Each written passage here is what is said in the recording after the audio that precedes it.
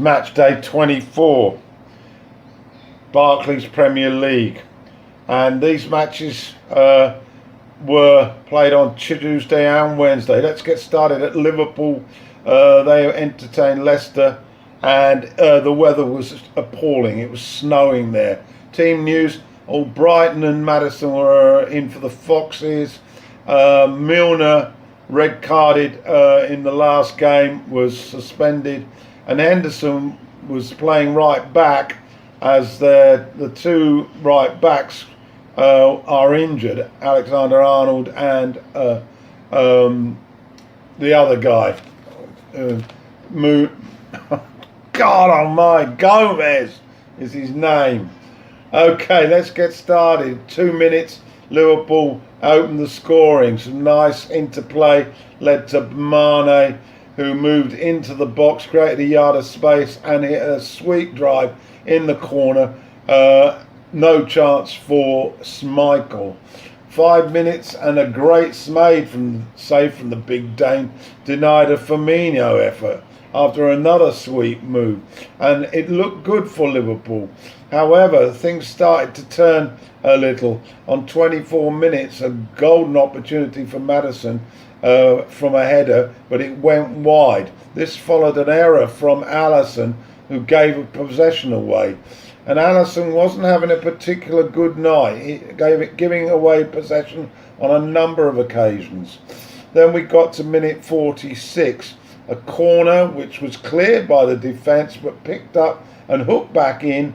There were 3 Leicester players standing offside, and the Liverpool defence stood still waiting for the flag, but Maguire, ghosting in at the far post, connected sweetly, and it was 1-1 at the break. 52 minutes, Alisson saving after following a free kick, and another header across goal from Maguire. Got to minute 73 and Firmino forced a sharp save from Schmeichel. It then sort of petered out really, although Mane did have a late header that went just over on 93. Klopp had to be satisfied with a draw. Final score: Liverpool 1, Leicester 1. Newcastle then at home to the champions Manchester City, and it got off to a really blistering start. I think they timed the opening goal by Aguero at 25 seconds. It followed a move down the right. Sterling put in the cross to the far peg, and Sane ran on and managed to get a contact on the ball and collided with Dubravka. The ball came back across the goal, and who else? Aguero was there to smash it in the net. So 1-up after 30 seconds. And on 16 minutes, Aguero added a second, which looked a perfectly good goal. However, the referee disallowed the goal and booked De Bruyne for taking the kick before the whistle had gone. So that was extremely unfortunate for City. After that, Newcastle improved, and as the half progressed, they were looking sprightly into the second half, and their composure told. On 65 minutes, Rondon managed to latch onto a header that was looped into the area. He showed that striker's instinct, and his volley managed to bounce over Edison, and we were all level 1-1. And then remarkably, on 77 minutes, Fernandinho, who was in possession, unfortunately didn't see Longstaff appear out of nowhere to take the ball off him in the penalty area, and he managed to clip Longstaff, and the referee awarded a penalty. And Ritchie, after a long delay, dispatched it and Newcastle were ahead 2-1. It has to be said that after that, City created few chances, and miraculously Benitez got to the final whistle, having beaten Man City by 2-1. So to Wembley, Spurs at home to Watford, and Son was back from the Asian Cup. South Korea exited at the quarter-final stage, and he was immediately in the action on 8 minutes. A spectacular effort with his left foot that just went wide. Foster reacted well to a deflection from an Eriksson shot on 14 minutes. But Watford were competing well, and on 29 minutes, Delafeo, some good work from him, wriggled free, and his shot just went wide. To 37 minutes now, and Holebas corner, and it was forced in by Kafka after Lloris made a right mess of trying to get to the cross. So Watford in front, 1-0.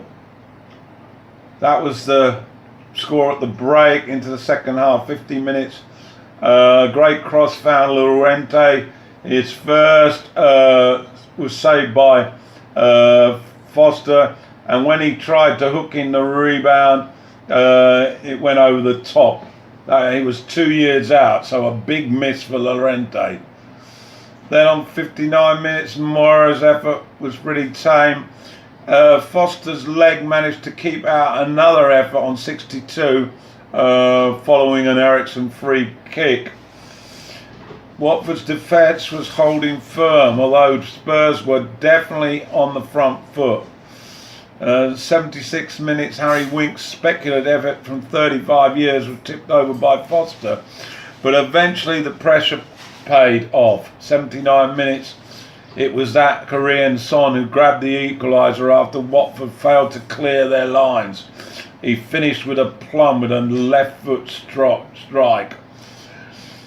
7 minutes later, Spurs completed the recovery. Rose's cross pinpoint header by Llorente went in the corner, and Pochettino was able to celebrate a 2-1 win for Spurs. So to the Vitality Stadium, and Bournemouth at home to Chelsea.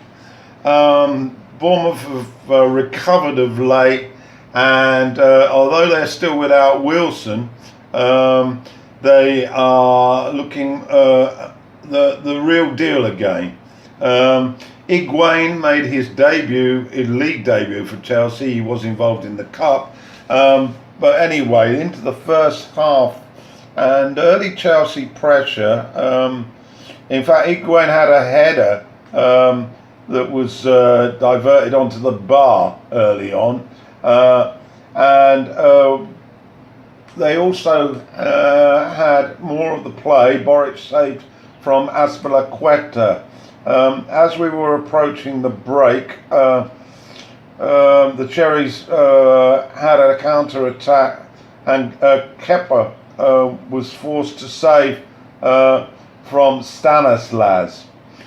0-0 at the break then, and the Cherries really got moving shortly after the restart, and on 46 minutes, King, after good work from Brooks, setting him up, hit the ball into the roof of the net, and it all round it was good play by Bournemouth, and they were 1-up.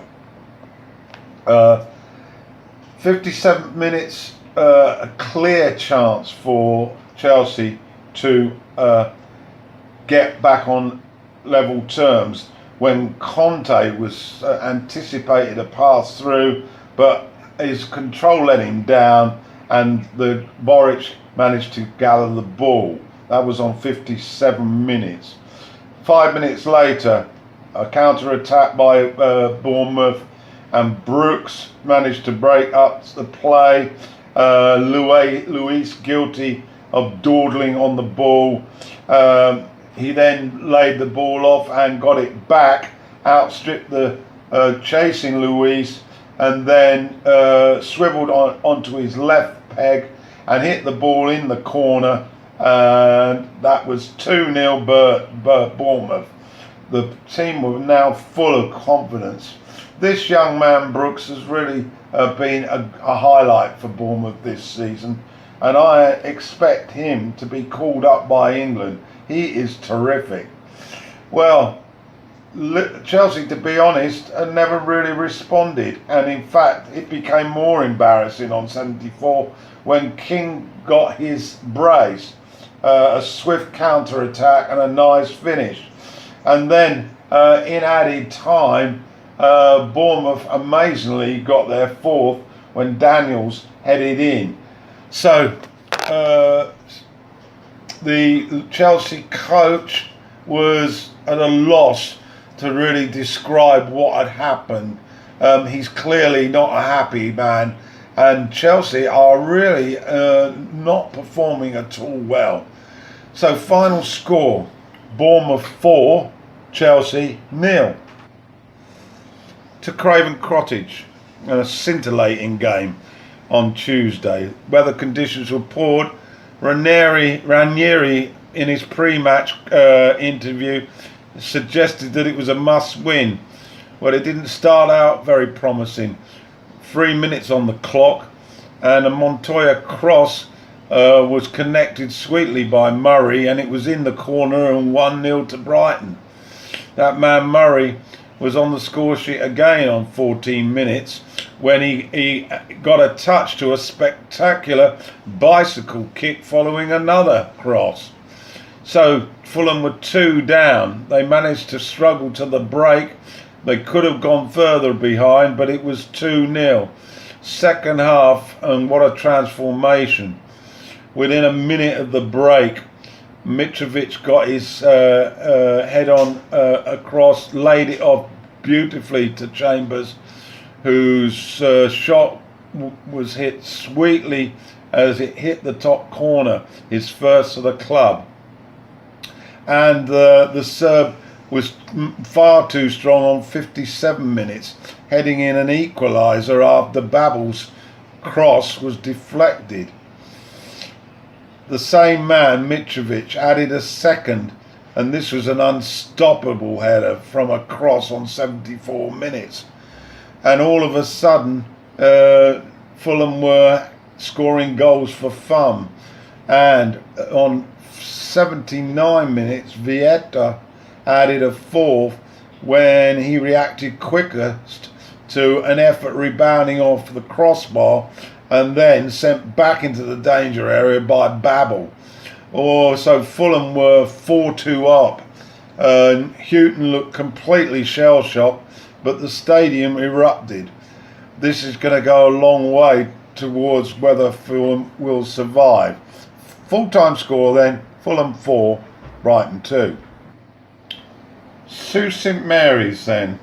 Southampton at home to Crystal Palace. Southampton have had 4 wins out of 8 with their new coach Hazentula. Not much to report in the first half. Well-matched teams, but on 40 minutes the first goal arrived. Following some neat work on the right, the ball came across the goal with Townsend, and as he passed to Sahar on the left, he was fouled, but the referee played a good advantage, and Sahar, jinked inside, hit a great strike, and it whistled past the keeper for Palace to go in at the break 1-0. Second half, Southampton had slightly the better of it, although Sacco had an effort off the line, and following that, Ward-Prowse managed to finish off a neat team goal, connecting with a cross from the byline, and that was 76 minutes, 1 each. The rest of the game petered out somewhat, but there was a further incident which is worth noting. Zaha had a confrontation with Ward-Prowse over his view that he had been fouled, and as a result of him pushing Prowse, the referee gave him a yellow card. Unfortunately, Zaha then sarcastically applauded the decision by the referee, who then got out the second yellow and sent him off. This is a shame, really, because he's a tremendously gifted player who's subject to a hell of a lot of fouls by opposition defenders. But he's really got to try and control himself far better. Anyway, the match ended with honours even, a 1-1 draw. So to Old Trafford, Burnley, the visitors. Solskjaer's now played 8, won 8, 6 of them in the league. An incredible start to his managerial career. And United were on the front foot right from the go. Rashford was picked with Lukaku for the first time, and Lukaku put through Rashford on 8 minutes, and his effort just went wide of the post. He really should have scored, really. 20 minutes, Mata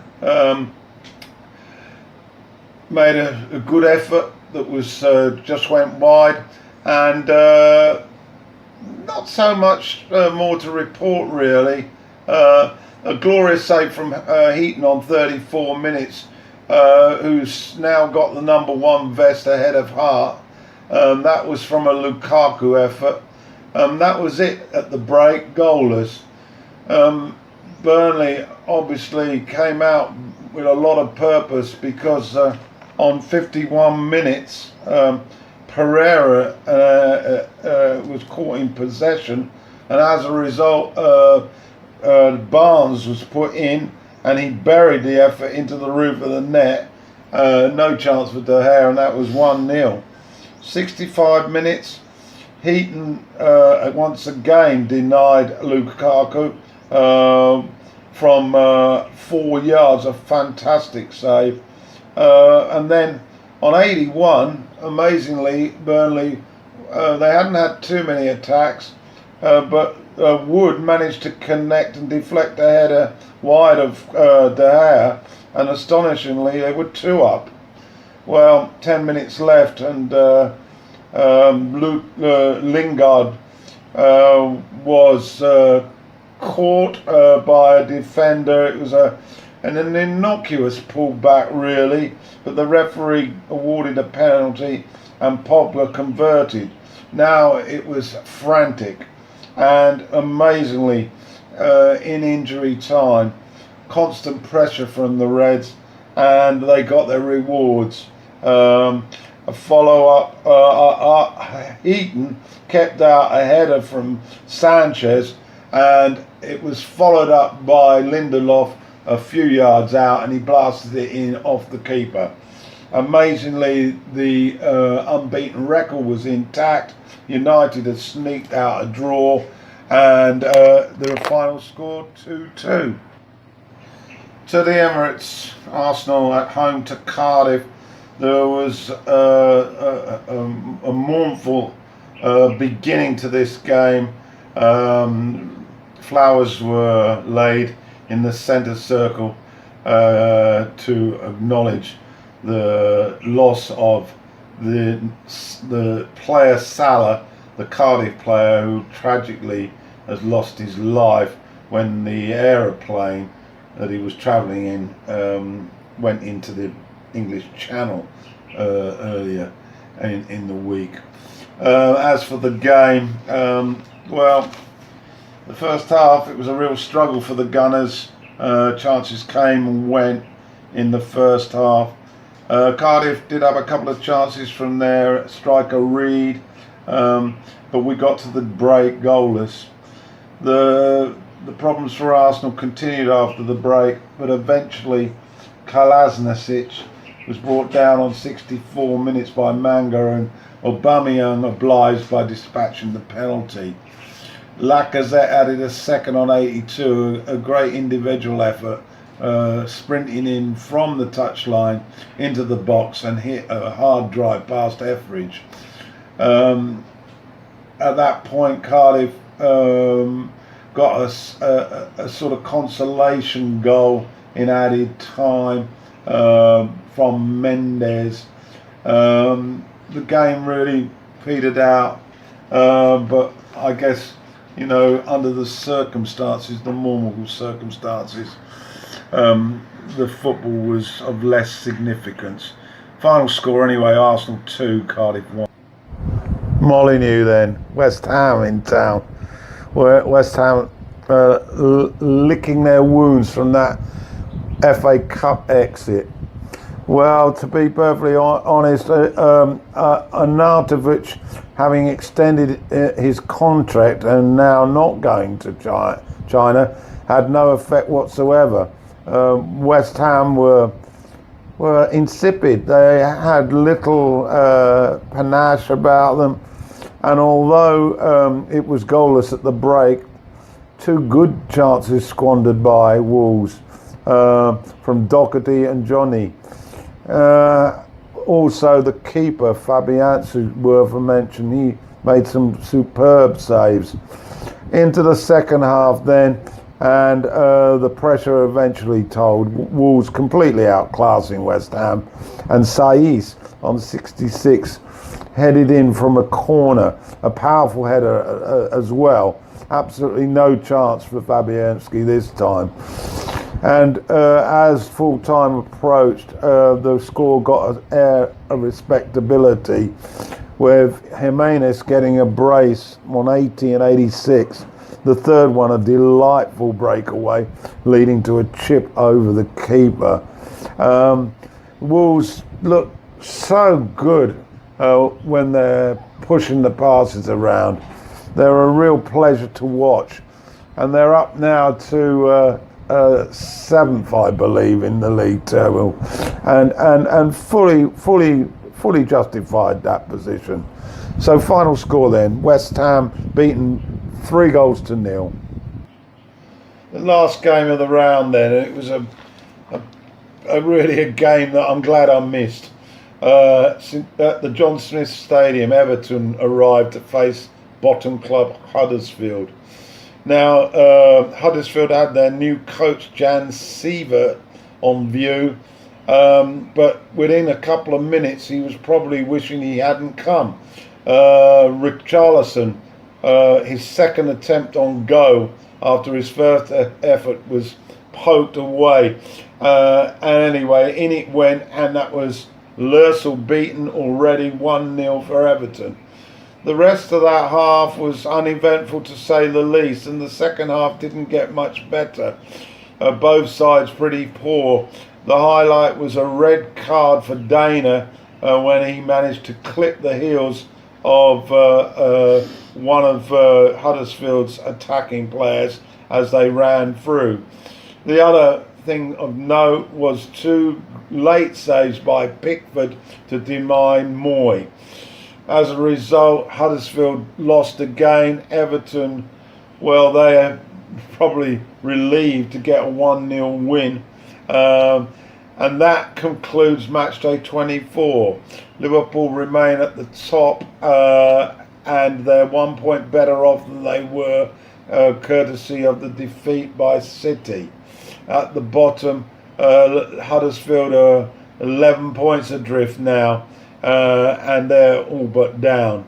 Anyway, goal of the week, I'm going to give it to the Wolves, their third against West Ham.